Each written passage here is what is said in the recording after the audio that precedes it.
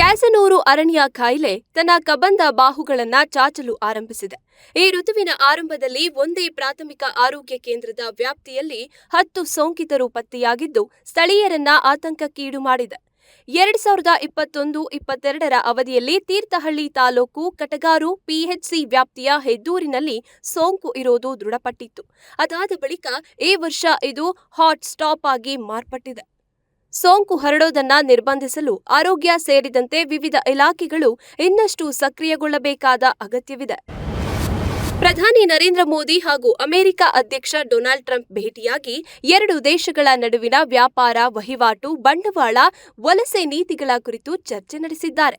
ಭೇಟಿ ಬಳಿಕ ಸಾಮಾಜಿಕ ಜಾಲತಾಣದಲ್ಲಿ ಟ್ವೀಟ್ ಮಾಡಿರುವ ಪ್ರಧಾನಿ ಮೋದಿ, ಸಮೃದ್ಧಿಗಾಗಿ ಭಾರತ, ಅಮೆರಿಕ ದೊಡ್ಡ ಮಟ್ಟದ ಪಾಲುದಾರಿಕೆ ಎಂದು ವಿಶ್ವಾಸ ವ್ಯಕ್ತಪಡಿಸಿದ್ದಾರೆ.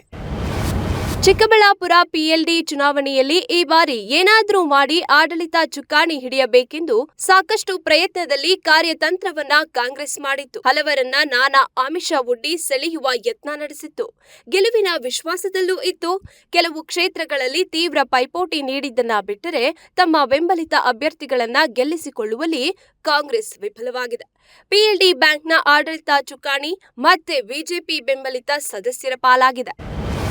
ಮೆಟ್ರೋ ಪ್ರಯಾಣ ದರ ಏರಿಕೆ ಬಗ್ಗೆ ಸಾರ್ವಜನಿಕರಿಂದ ತೀವ್ರ ವಿರೋಧ ವ್ಯಕ್ತವಾದ ಬೆನ್ನಲ್ಲೇ ಮುಖ್ಯಮಂತ್ರಿ ಸಿದ್ದರಾಮಯ್ಯ ಅವರ ಸೂಚನೆ ಮೇರೆಗೆ ಬಿಎಂಆರ್ಸಿಎಲ್ ತುಸು ದರ ಇಳಿಕೆ ಮಾಡೋದ್ರ ಮೂಲಕ ಪ್ರಯಾಣಿಕರ ಮೂಗಿಗೆ ತುಪ್ಪ ಸವರುವ ಕೆಲಸ ಮಾಡಿದೆ. ಕನಿಷ್ಠ ದರ 10 ರೂಪಾಯಿ, ಗರಿಷ್ಠ ದರ 90, ಯಥಾಸ್ಥಿತಿ ಮುಂದುವರಿಯಲಿದ್ದು ಶೇಕಡ 70ರಿಂದ ಶೇಕಡ 100ರಷ್ಟು ದರ ಹೆಚ್ಚಳವಾದ ಕಡೆ ಮಾತ್ರ ಶೇಕಡ 30ರವರೆಗೆ ದರ ಕಡಿತ ಮಾಡಲಾಗುತ್ತೆ ಅಂತ ಬಿಎಂಆರ್ಸಿಎಲ್ ವ್ಯವಸ್ಥಾಪಕ ನಿರ್ದೇಶಕ ಎಸ್ ಮಹೇಶ್ವರ ರಾವ್ ತಿಳಿಸಿದ್ದಾರೆ.